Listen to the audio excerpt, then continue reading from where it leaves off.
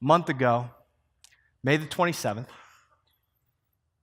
3:40 in the afternoon, my wife received a phone call from Dave and Dinah Shabilsky. That phone call was to let us know that Senior had gone home to be with Jesus. 3:40 in the afternoon, an hour and 20 minutes before our Saturday evening service, our last weekend at 120 Langley Road. We knew Senior had been in hospice for a little while. We weren't sure how long he would be in there. Sammy was with his family at that time. I quickly called John and said, John Smart, our associate pastor, I said, John, Senior's gone home. You and I need to let the church know. Where you at, man? He said, I'm headed to the church now. I said, I'll meet you there. Hung up the phone, jumped in my car, was tearing down the road, heading towards 120 Langley, and got the next phone call I received was from Gordon Smart, another elder in our church. Gordon and I talked and chatted about the best way to communicate to the church Senior's passing. At 4:15 in the afternoon, I pulled into the church. It was already a buzz of activity. I'll never forget. I mean, it was completely surreal. Everyone in there was so happy, full of life, smiling, hugging, so excited about the weekend. Last weekend at 120 Langley, we're going to pack up, man. God's called us to greater. This is phenomenal. I'm walking by all these people, and they don't know what I know about what I'm about to tell them. I went down our hallway in admin, and I ducked into John's office. We talked about the best way to communicate in just a few minutes that our senior pastor had gone home to be with Jesus in less than an hour ago. And I'd be lying if I didn't tell you that I went down that hallway thinking, God, this was not the plan.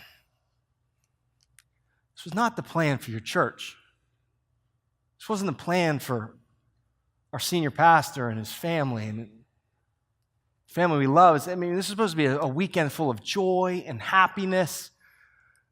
Man, we're called to greater, Lord God. What? I don't understand, Lord God. Wasn't the plan. 5 o'clock, I had to get up, and I had to tell the church what had transpired. And upon taking my seat, John Smart took the stage, and something immediately started to shift. See, during that message, John brought a message that he said, see, we as a church, though this is a difficult time, we as a church are called to be hopeful. We're called to be hopeful because we're promised by Jesus that the bad things do not last, that the good things cannot be taken away, and that the best is yet to come. And with tears in everyone's eyes, people received that message. And people went to work. And I would be up here for the next hour and a half to telling you stories and recounting all the incredible things that transpired over the course of that week. About how men and women came and they boxed that church up so much so that the moving company wasn't even really needed. They moved all the things over here. They set up LH Kids. They put all the things in our hallways. That the deacons hung all the frames. We're here till 11, 12, 1 o'clock, week in, week out. Andy Gilt was here one night from 11 p.m.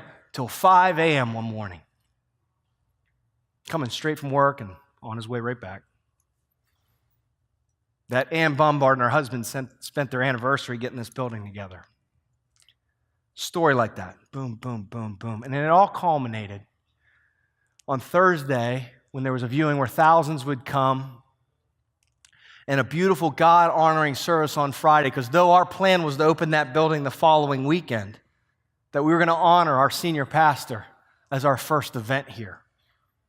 And Sammy gave, along with the Foster family, one of the most beautiful funeral services I've ever witnessed in my life, probably the most. And then I was given the God-given honor of being in a 12-car funeral processional, followed by 6 Anne Arundel County cop cars as they shut down the I-97 South Corridor to take Paul Sr. to his final resting place.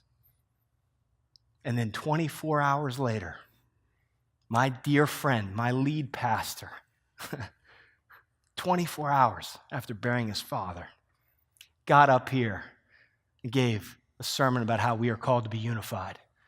how we're a church on mission, how this church is going to be a bright and shining light, a true lighthouse in Anne Arundel County to reach the lost and to make disciples. And I sat right there and I looked up and I thought, Lord, this was not my plan, but your purposes are amazing. Amazing.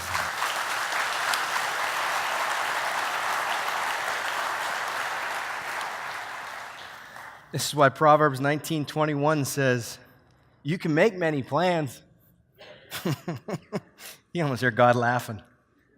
You can make many plans, but the Lord's purpose will prevail.